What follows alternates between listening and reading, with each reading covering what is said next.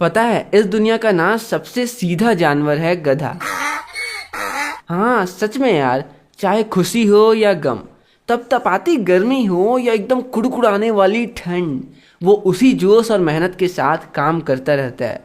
लेकिन सारे जानवर गधे जितने संस्कारी थोड़ी होते हैं। ये कहानी है ऐसे ही दो बैलों की, जिनका नाम था हीरा और मोती। दोनों एक दूसरे से बहुत प्यार करते थे।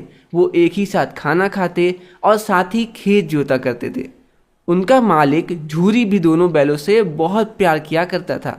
उन्हें उनका मनपसंद खाना खिलाता और दोनों को कभी मारता भी नहीं।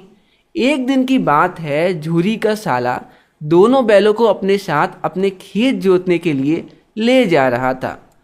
अब दोनों बैल बहुत ही आश्चर्य में थे।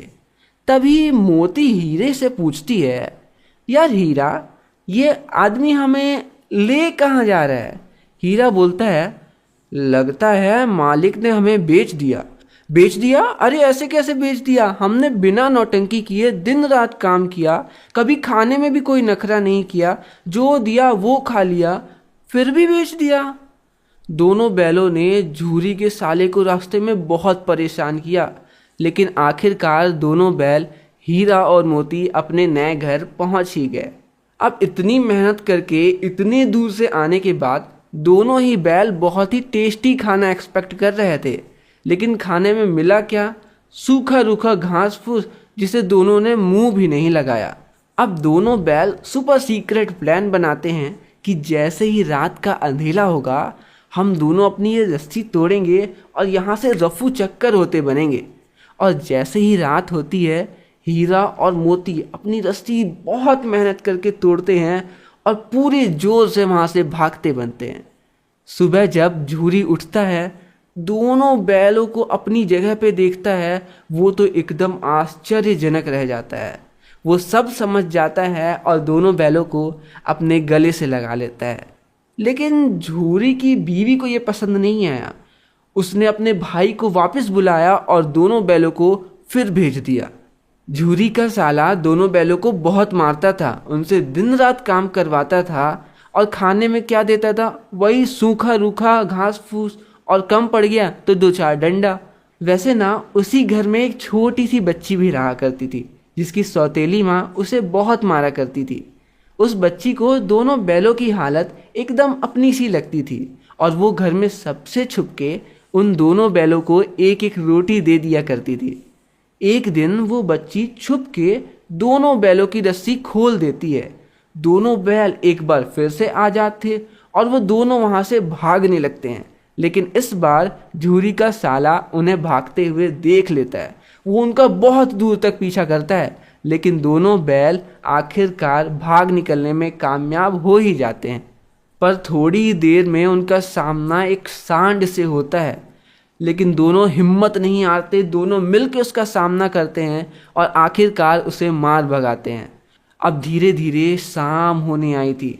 दोनों को जोर की भूख लग रही थी और वो रास्ता भी भटक चुके थे। तभी उन्हें सामने हरे हरे मटर का खेत दिखाई देता है। दोनों जम के हरे हरे मटर खाते हैं और खूब मजे करते हैं। लेकिन तभी खेत का मालिक वहां पहुंच जाता है और दोनों को बाकी जानवरों के साथ कांजी हाउस में बंद कर देता है। वहां सारे जानवरों की हालत बहुत खराब थी और जब शाम को भी उन्हें खाना नहीं मिलता, तो हीरा और मोती गुस्से में अपनी ताकत का इस्तेमाल करते हैं और कांजी हाउस की दीवार तोड़ देते हैं और सारे जानवरों को वहां से भगा देते हैं। लेकिन मोती रस्सी से बंधी हुई थी यार, और वो वहां से नहीं भाग पाती है, जिसकी वजह से हीरा भी वहीं रुक जाता है। और जैसे ही कांजी हाउस के मालिक को पता चलता है, वो दोनों बैलों को बहुत मारता है और एक सप्ताह बाद दोनों को कसाई को बेच देता है। कसाई उन्हें मारने के लिए अपने साथ ले ही जा रहा था कि तभी उन्हें रास्ता कुछ जाना पहचाना सा लगने लगता है और उन्हें याद आता है, यार घर तो यहीं नज़दीक है। और वो वहाँ से उछलते कूदते बस भाग पड़ते हैं। थोड़ी ही देर में हीरा और मोती झूरी के पास पहुंच जाते हैं। उनका पीछा करते करते कसाई भी पहुंच जाता है। झूरी उसे कहा कि ये मेरे बैल हैं, पर वो मानने का नाम ही नहीं ले रहा था। वो जबरदस्ती दोनों बैलों पे रस्सी डालने की कोशिश करता है, जिसके बाद मोती ने जो उसे झपेट के भगाया, तो उसके बाद वो कसाई वहां कभी दोबारा दिखाई नहीं दिया। और इस बार तो दोनों बैलों को देख के सिर्फ झूरी खुश नहीं होता है, बल्कि उसकी बीवी भी दोनों बैलों को पप्पी झप्पी देती है। तो आपको इस कहानी में ज़्यादा अच्छा कैरेक्टर किसका लगा, गधे का या दोनों बैलों का?